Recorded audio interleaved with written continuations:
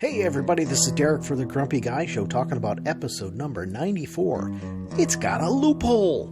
Recorded on Tuesday, May 16th, 2023. Tonight's topics. It's a tornado, it's handmade, it's controlled elsewhere, and it's highly processed. Stick around, it's a really good episode.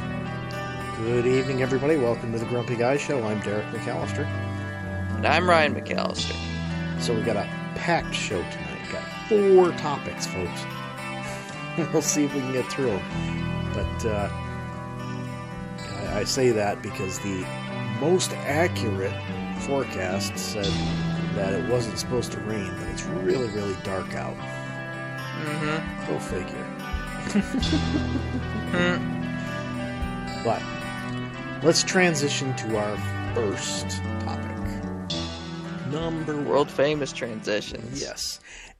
And it's actually a good transition because this is about weather. Oh, what's this about? So last week, I caught a little bit of the news, and they were talking about the extreme weather where we've got tornadoes touching down all over the Midwest already, which, if I recall correctly, is actually early for the tornado season. Interesting. But they were they were showing some video from some storm chasers. And all of a sudden, whoever was holding the camera recording, oh my god, it's a tornado, oh my god, get out of here. I'm like, you're a storm chaser. How are you surprised by this? Just because it's a tornado, oh my god. I'm like, holy crap. And, it was like a 2-minute video clip that they showed. And for the entire thing, the person was freaking out. I'm like, You're a storm chaser. This is what you do, you idiot. Oh, my.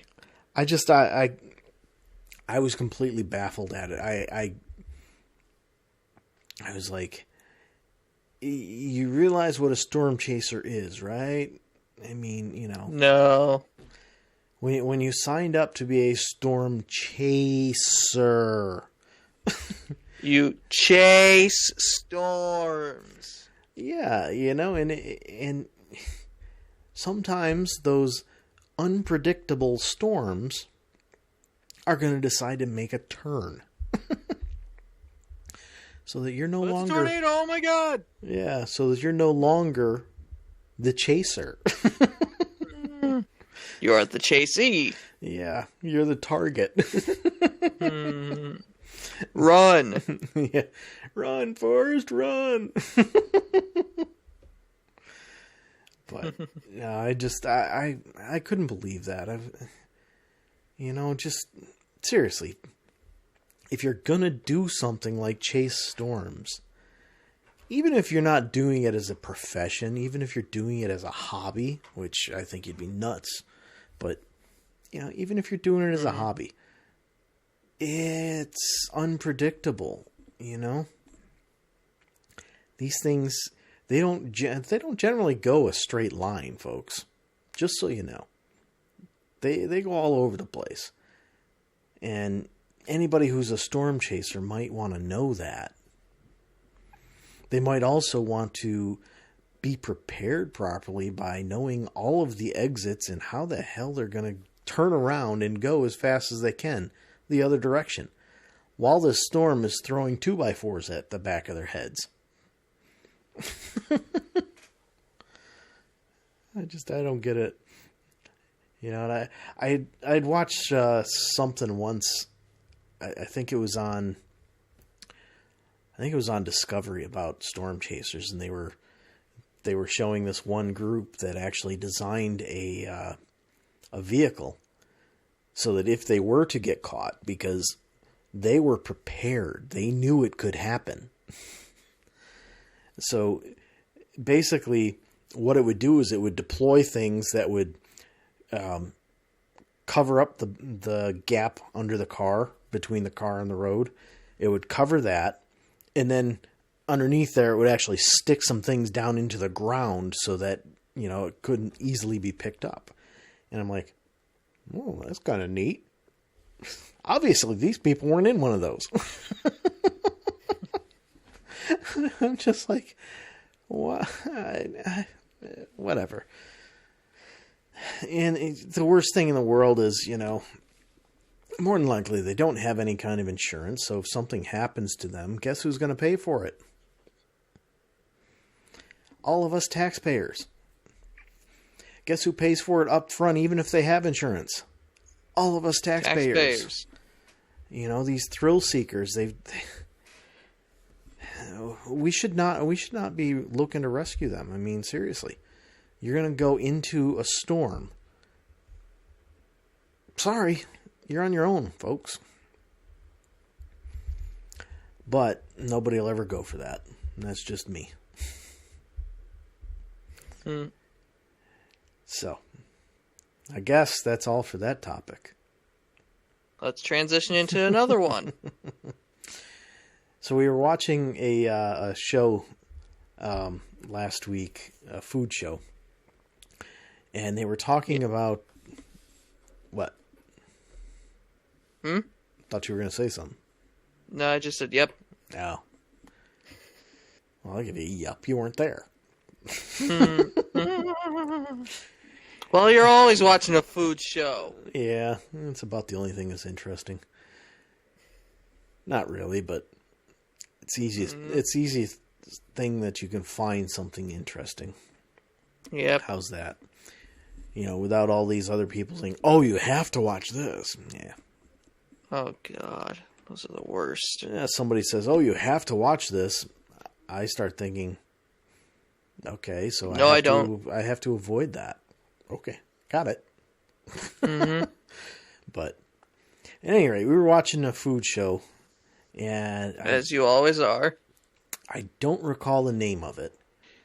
It might have been a snack one. What was it? Snack on this or something like that. I don't know.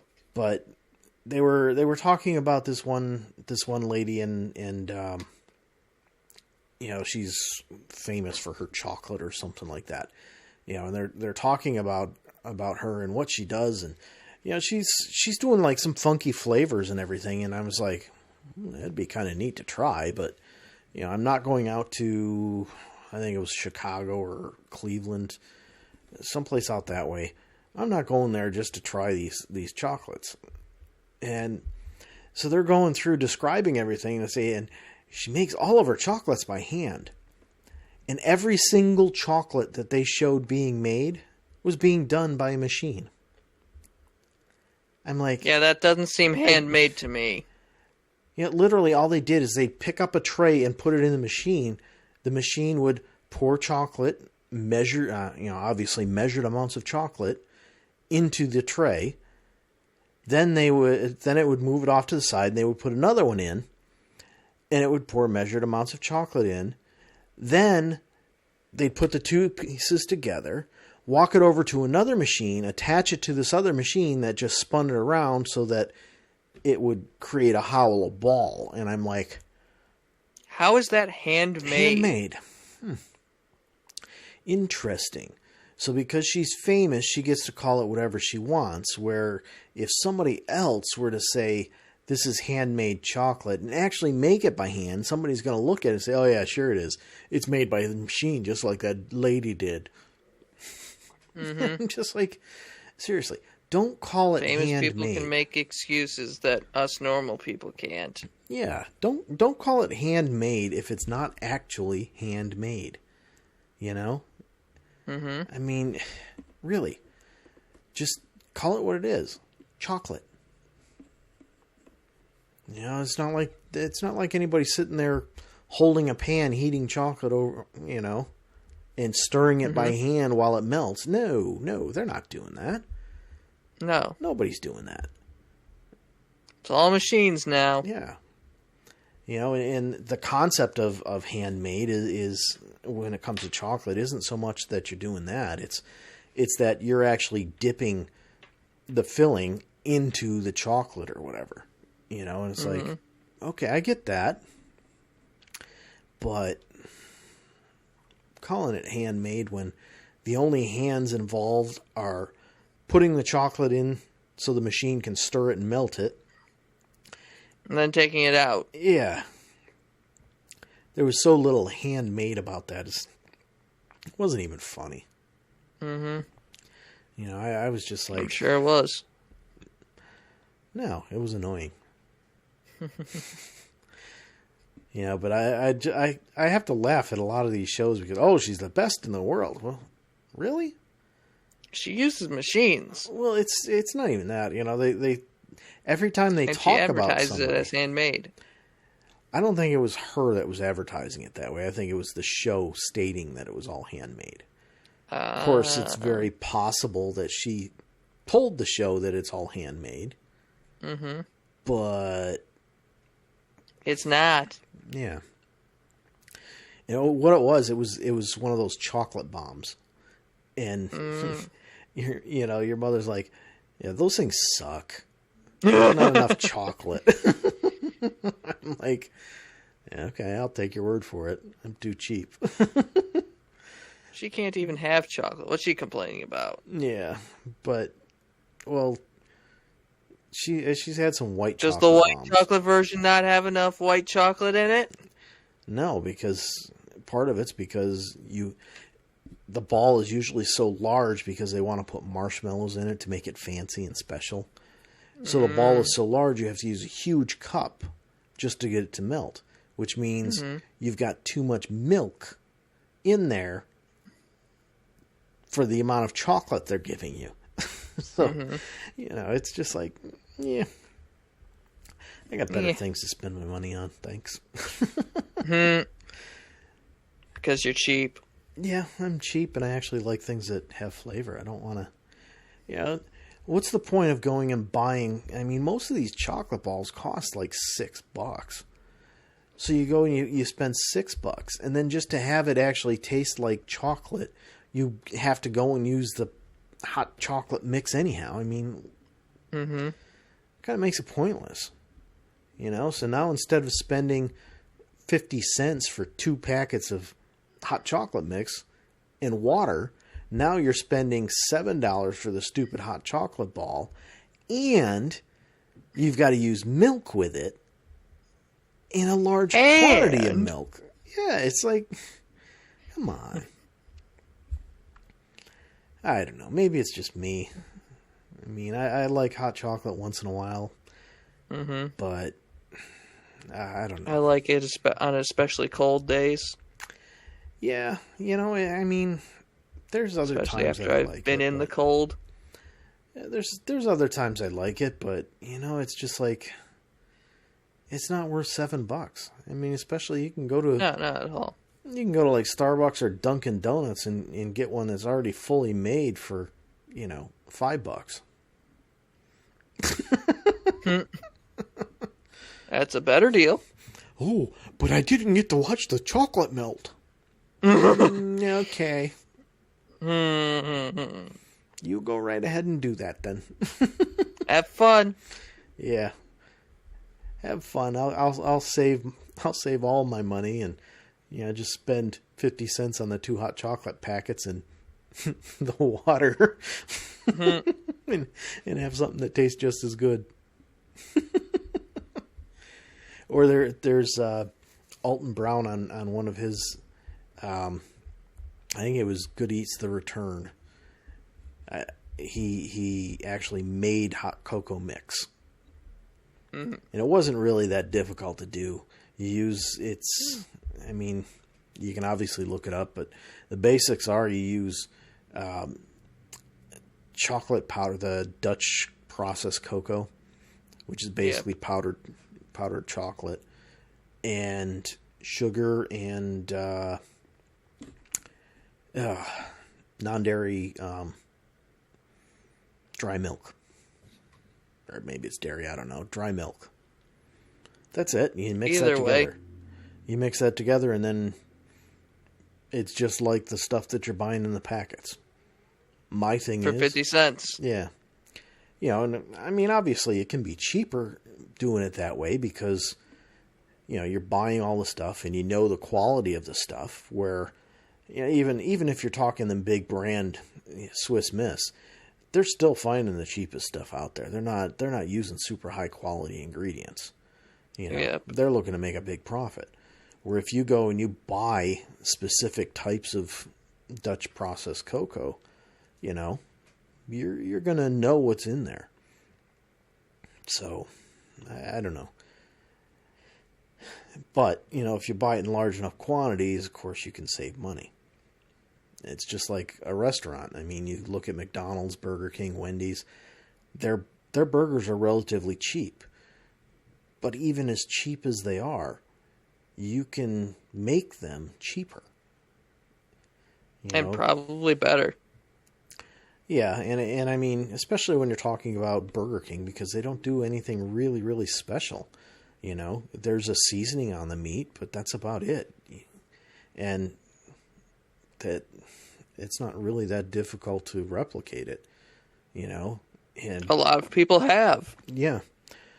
And there's actually a guy, he had several cookbooks. We've got at least one of them where that's all he did is he went through and he recreated things. And one of the things he did was actually the Whopper. And sure, if you're making just one sandwich, it's going to be more expensive. But once you get up to, I think it was like 6 sandwiches, now suddenly you're making them for less than what it costs to buy a Whopper. And you can feed a whole party. Yeah. So. Of 6 people.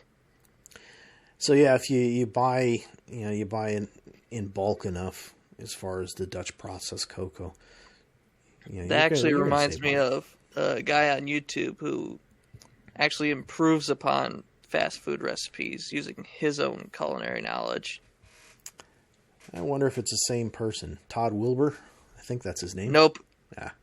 This guy's Joshua Weissman. Huh. He's done the Whopper, and he's even improved on some candy bars, too. Yeah. Interesting. Also, other types of snacks like Doritos and Cheez-Its, I believe. Yeah, well, the iced tea that we make is based off of... So Todd Wilbur did a Snapple iced tea. Mm. And the way that we make our iced tea is based off of that. The only difference is he poured it over ice. And to me, I don't like it thinned out. I like really strong tea, so we don't pour it over ice. We just chill it. And I've done it with some different teas, and I've made some really good teas based off of that. But I don't know. He did a bunch of interesting things. I can't remember what we've tried. You'd have to ask your mother; she could tell you. But we've tried a few things in there. He actually had a show for a while, but it was very obvious that it was completely made up. Yeah, I mean, the ideas in the show were real. A lot of what he did was to find out ingredients was dumpster diving. He'd go in and he'd pull the ingredient label off of things, and he'd go back and start playing around with it. But the place where the secrets are really hidden is in they can say spices. They don't have to list out the individual spices. They can just say spices. And that's where all the secret is. But that's where we learned that KFC's 11 herbs and spices don't have 11. How many do they actually have? I think he said it was like 6. Yeah. That wasn't just based on him guessing on it. He actually had it chemically analyzed. Oh, interesting. Yeah, and they could only find 6 or something like that. But it's just interesting to me just to see it. That's interesting to me too. Yeah. Another show that I gotta mention that Joshua Weissman does is one where he actually takes some expensive recipes and shows you how to do it on a budget. I think you'd like that one. Yeah, maybe. I don't know. It might give you some ideas for dinner. Yeah, we watch. Oh shoot, I can't remember. Struggle Meals. That's a show that we watch, and basically, we pick on you all the time about packets. We're gonna get you a package. Well, that's a lot of where he saves money is by, he goes to a restaurant and they give him like 4 packets of ketchup. Well, he uses 1, takes the other 3 home, stores them in a drawer, cuts down his costs because now he's not buying ketchup. Mm-hmm. That type of thing. But I wouldn't buy ketchup anyway. Well, you can use that for other things. You can use ketchup to make pasta sauce, which he's done. You can use it. Most barbecue sauces have a base of ketchup. Most of the tomato-based ones, that is. Yeah. Yeah. But, there's no reason that you couldn't. Although there are plenty other barbecue sauces that have different bases. Yeah. Mustard, vinegar. Alabama is the weird mayo one. Yeah. Just weird is the word. The Alabama white sauce. Yep. They can keep their white sauce, thanks. All right, so I think we kind of beat the food to death there, huh? Yeah, we have. What's next? So next, we all know I'm on Windows. I've been having issues here and there with Windows just suddenly deciding, yeah, I'm done. Right in the middle of us recording. And one of the things with it... Here we go. Yeah, one of the things that I recently saw, because I was having problems actually working on the videos for YouTube, I was having some problems. So I was like, okay, well, the fan... So I have a gaming laptop, which means that there's an additional fan in there for the video processor. And I was rendering videos, which, should be using the video processor, and it wasn't. So I started poking around through the driver and through the control panel for it and everything. Come to find out that Windows now controls whether it's going to use the integrated low-power video processor or it's going to use the dedicated video processor. And I'm like, you've got to be kidding me. Why in the world would anybody agree to allow Microsoft to control their product? Talk about a stupid move. That's just saying, yeah, Microsoft knows better than us how our product has been engineered. Really? I'm like, come on. Because I had it set so the thing was using the dedicated processor all the time. And it makes me wonder, is that why I'm having issues with OBS constantly crashing? Because Windows is deciding, it doesn't matter that you're recording your screen and you're using your video camera all at the same time, along with audio and all this other stuff. No, don't worry about it. We can go off of the low power processor.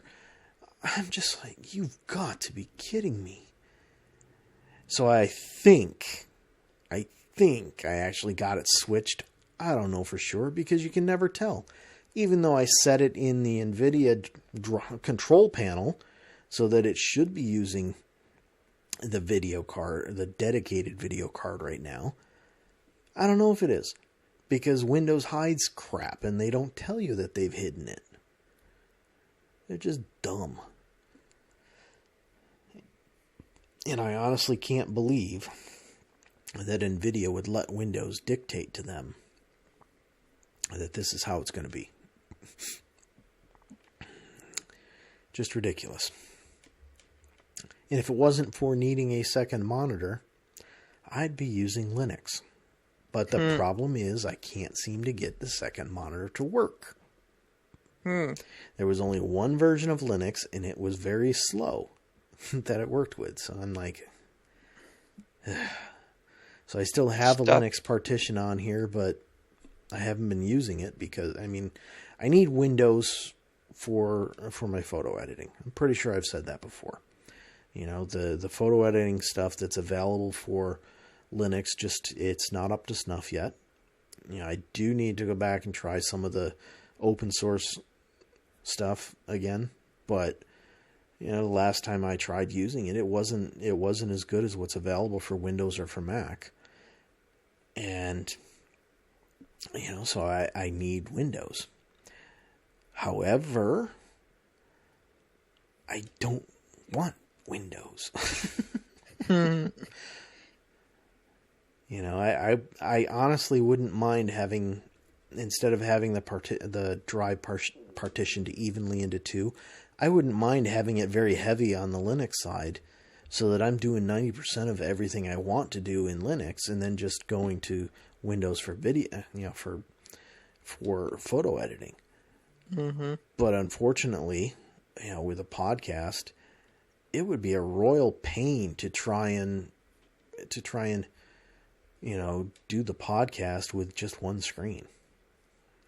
You know, so I don't know. I have to play around with it again. It's probably not going to happen until next winter, or you know, when the weather's really cold, or if we end up with a really wet summer, it might happen. But for the most part, you know, this time of year, as it's starting to get warmer out, I want to be outside and I want to be doing stuff. I don't want to be sitting playing on the computer any more than I have to. Even if doing stuff means just going out and sitting in the backyard with a fire going and listening to the water rush over the dam.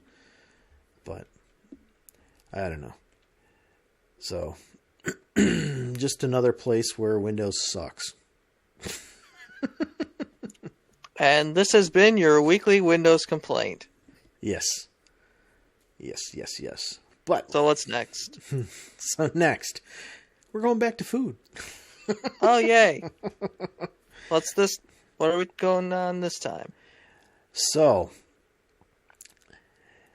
they were talking to some dietitian again, which, you know, you get dietitians that are just like, I know everything there is to know.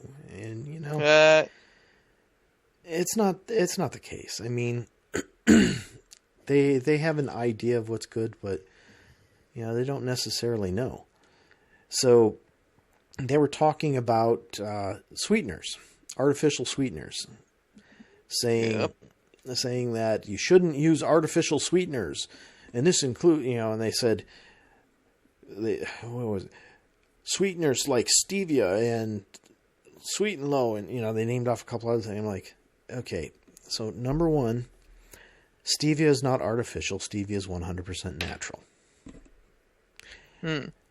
So, you know, that's the first thing that set me off. Next... Did not know that, but okay. Yeah. Next, they said, and, you know, they're highly processed. And I'm like, whoa. Wait a minute. You think that you just pick up sugar cane and pour out the sugar? No. It's processed. Highly processed. You want natural sugar, you've got to go do things like eat fruit or just go chew on some sugar cane. It's not just going to dump out so that you can scoop it up and put it in your cookies or whatever. You know, that's not how it works. It's a highly processed item. Plain and simple. You know, and that's what ticked me off. Because... yeah, sure. Stevia is fairly new, and I will agree that we don't know the long-term effects of it. But to say that it's not highly that it's highly processed and sugar is not, that's such a stupid thing to say. Mm-hmm. You know, it's a lie. We get molasses as a byproduct of processing sugar. We get rum as a byproduct of processing sugar. Guess what, folks? Sugar's highly processed. You know, I'm getting so tired of listening to all these doctors and dietitians, oh, you got to stop eating highly processed foods. Well, you know what? We aren't getting fat because the food's highly processed. We're getting fat because the companies want to make more money, so they put more fat in it. Fat's not always the enemy. No, but when you have large quantities of fat, they put more crap in general in there. Yeah, but whether it be sugar or fake sugar, real sugar and fake sugar both make us fat. Well, the only reason that artificial sweeteners do... And a lot of things that don't need any sort of sweetener, whether it's sugar or artificial sweetener, has it. A lot of stuff that doesn't need to have it has it. Yeah.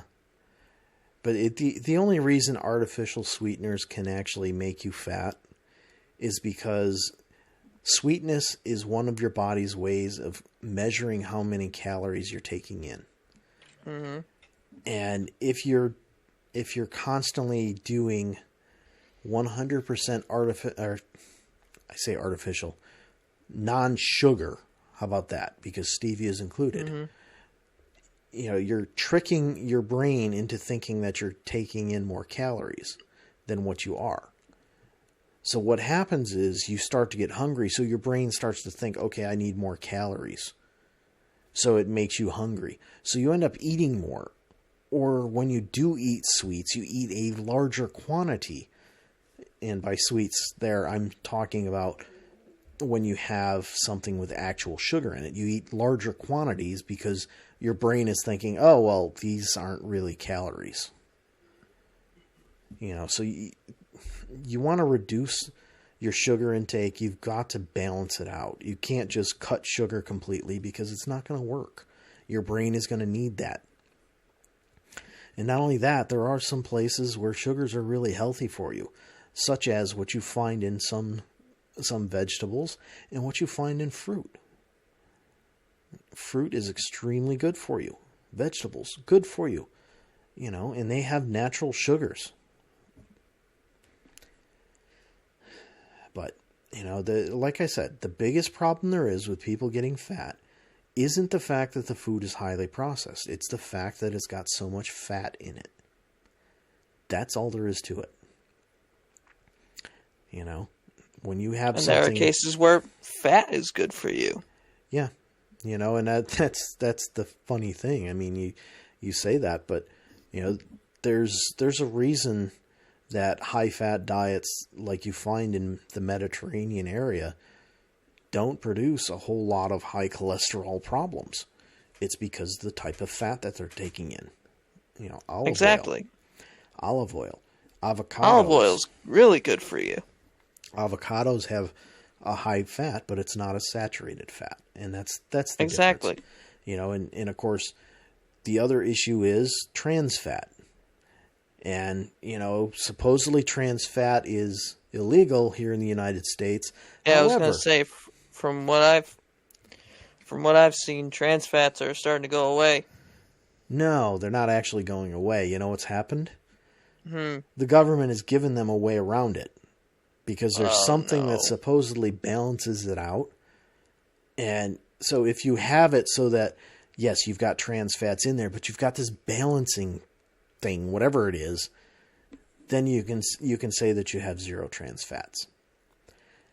Anything? That's yeah. Doesn't seem correct.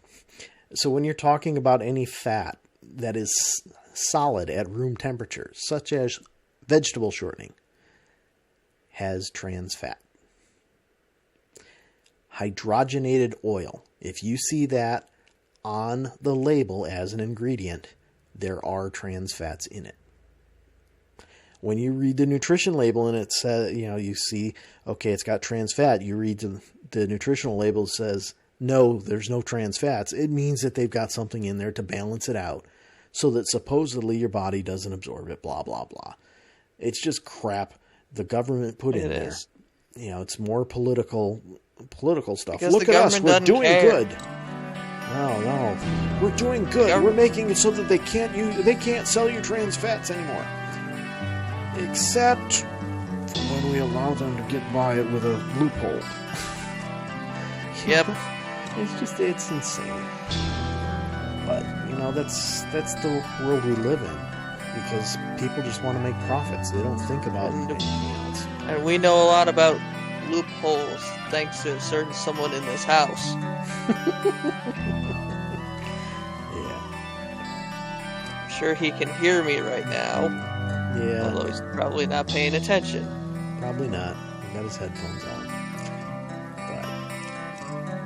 But at any rate, folks.